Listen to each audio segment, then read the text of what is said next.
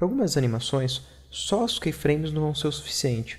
Você vai precisar de algumas outras opções para fazer com que essa animação fique ou aleatória, ou então ela entre looping, ou algumas outras opções.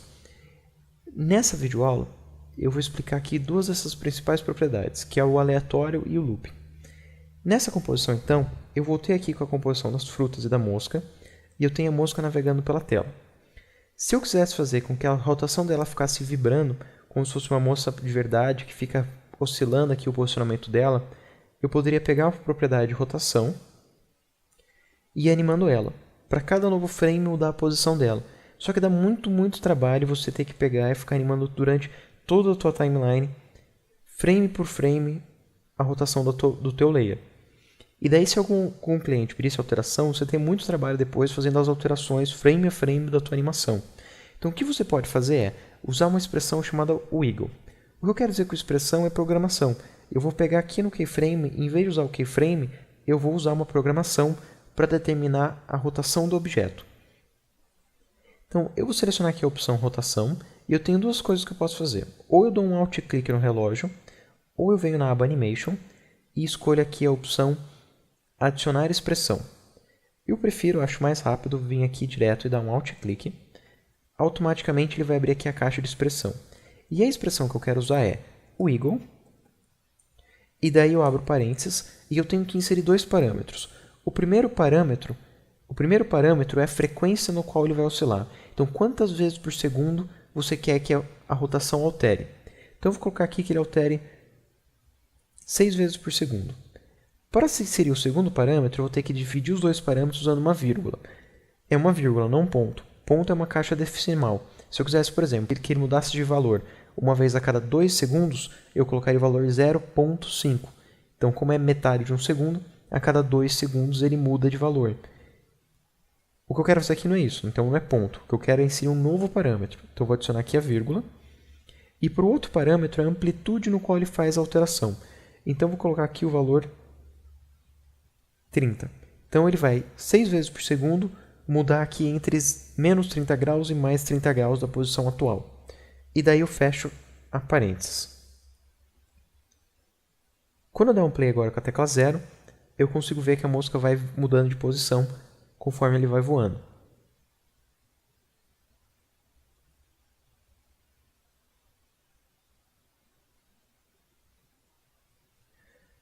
Se eu quiser ver essa alteração no modo gráfico, eu posso ver. Eu seleciono aqui a opção e ligo aqui o gráfico. E para ver ele aqui no gráfico, eu já estou vendo aqui, ó, alteração de valor sem a expressão. Com a expressão, eu preciso vir aqui onde está escrito expressão e clicar no botão de aparecer expressão no gráfico. E eu consigo ver agora como ele vai oscilando esse valor. Eu vou sair aqui de dentro do gráfico. Então tem aqui, o primeiro botão é para eu desligar e ligar a expressão. E o segundo é para inserir no gráfico. O terceiro é para você linkar parâmetros. A gente vai ver isso com mais calma mais para frente, quando a gente vai vendo as opções de parenteamento e animação com sincronia entre várias camadas. O último botãozinho que eu tenho aqui é uma biblioteca de expressões. Então, se eu venho aqui, eu consigo ver várias opções diferentes de expressão. E se eu venho aqui, eu consigo ver que eu tenho uma galeria muito grande de opções para adicionar na minha expressão.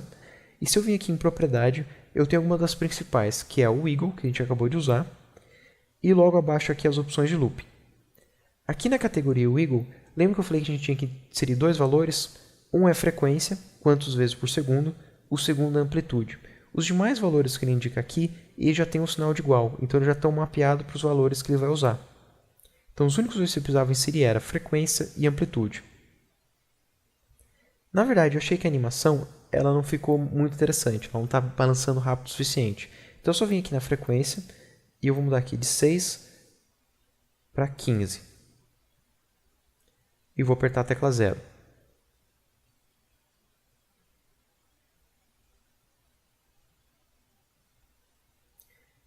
E a gente já consegue ver como ele faz muito mais rápido. Então, se o cliente pedisse uma alteração, no caso, ia ser muito prático de fazer, porque é só vir aqui e alterar esses dois valores.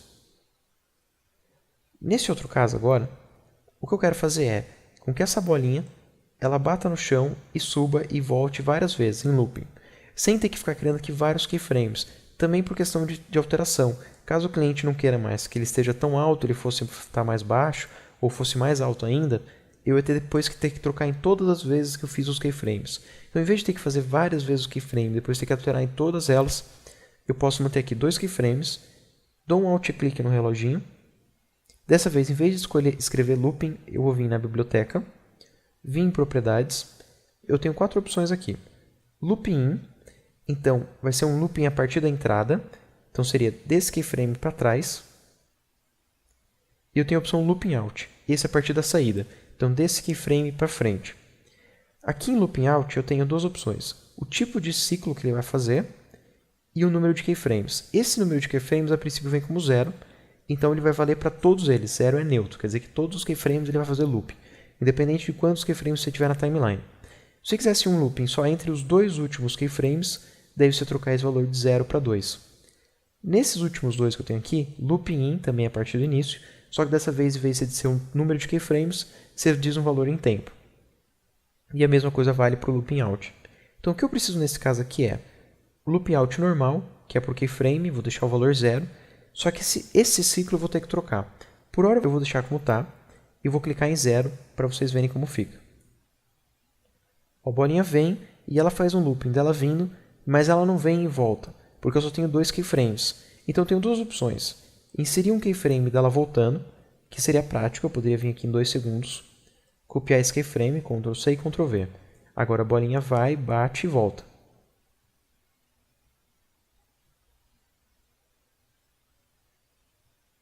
Ou outra forma de fazer o mesmo seria, sem ter que pôr esse terceiro keyframe, mudar aqui o tipo de ciclo, em vez de cycle, para a opção ping pong. Então eu vou escrever aqui ping pong. E agora quando eu apertar a tecla 0, ele vai e volta automaticamente. Ele vai fazer um ping pong entre todos os keyframes.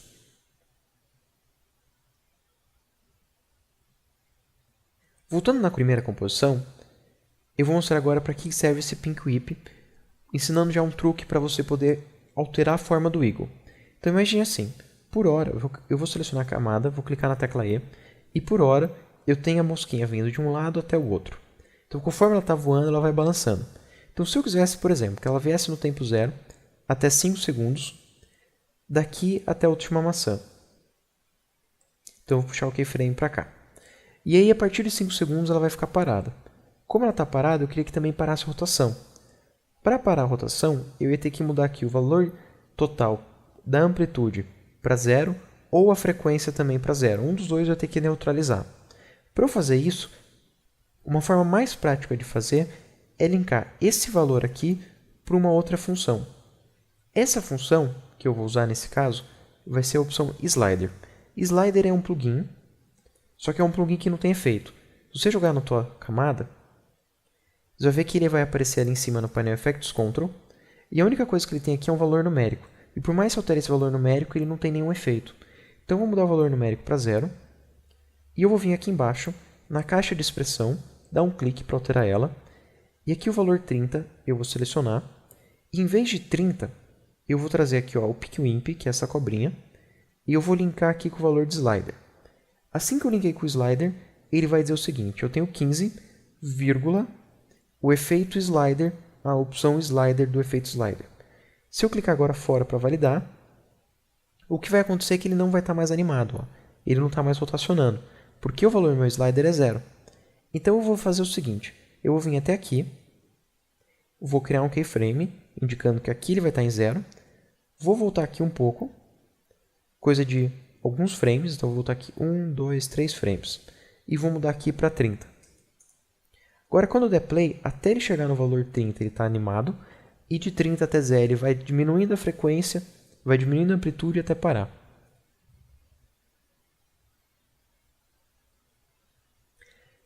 Nesse exemplo, eu mostrei então como usar o slider para controlar um parâmetro do eagle.